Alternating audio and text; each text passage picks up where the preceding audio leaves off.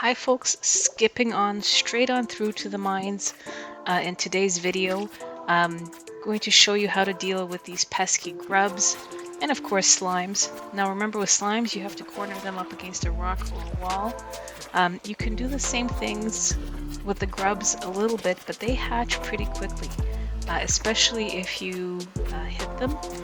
That pretty much wakes them up. So you can kind of go past them a little bit, but as soon as you start swinging at them, they will start waking up. So run at them swinging and try to separate them and try to get them one at a time. So here you'll see, just run at them, hit them one at a time until you get them. And remember, notice they're kind of staying pretty quiet until you smack them. There, that one just hatched.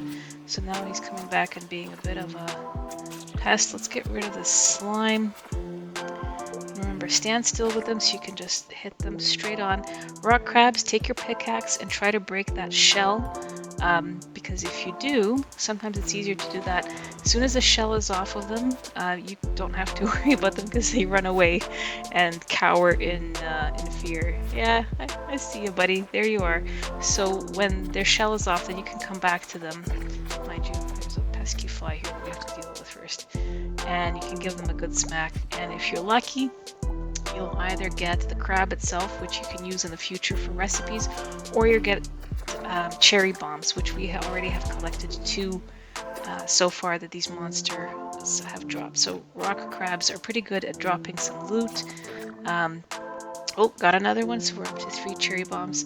So notice how those grubs at the top, yes, we got near them, but because we didn't start swinging at them, they're still staying quiet. So that'll let me take care of these 2 pesky slimes. And that grub up top there, we just smacked him a little bit, but not enough to get him to want to hatch. Oops, should have run at him faster, darn it. Alright, so again, let me show you in a slightly slower motion. Again, try to separate these guys, get at them 1 or 2 at a time.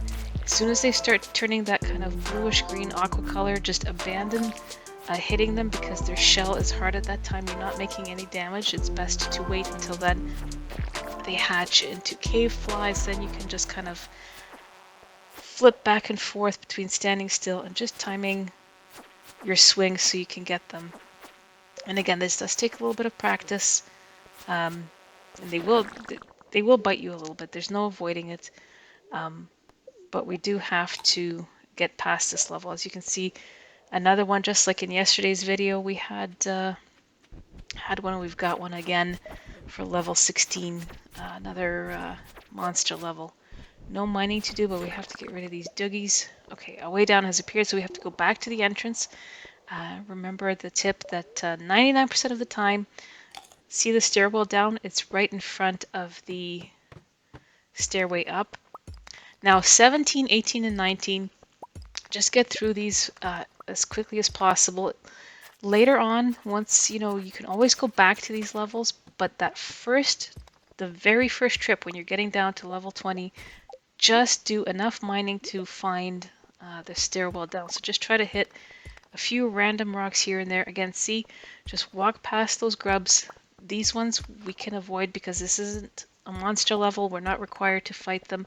So let's try just quietly sneaking. Oh, there's the stairwell. Okay, grab those coals and just get down as quickly as possible. Number 19 is almost always a long winding circular one. So make sure you always have a little bit of food. So either a cave carrot or a parsnip, because sometimes, like as you'll see, I got pretty lucky and found the stairway down by having the monster expose it by dropping the stairwell when I fought them. But in the past, I haven't always been that lucky, and I've needed to eat food and keep digging and digging to find the stairwell. So the next thing we're going to do is we're going to take the free weapon that we got. We're going to scoot over upstairs to the Adventurers Guild and gain access to that.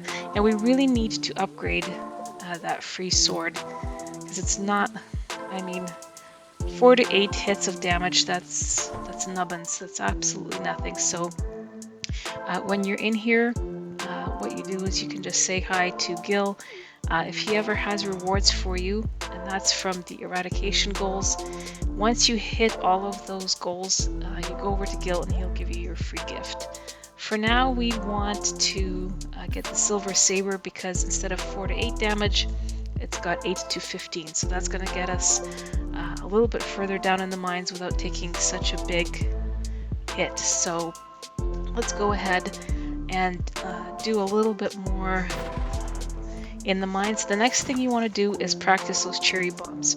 So the tip is you place it down on the ground and then you run away about 4 to 5 tiles. Now, and you get the big explosion. I ran away a little bit more than that, but 4 to 5 tiles is sufficient so that you don't get caught in the blast. So through the magic of editing, we're done mining and foraging a little bit. Just a super quick video today, folks. Just wanted to show you just a quick heads up on how to deal with the grubs.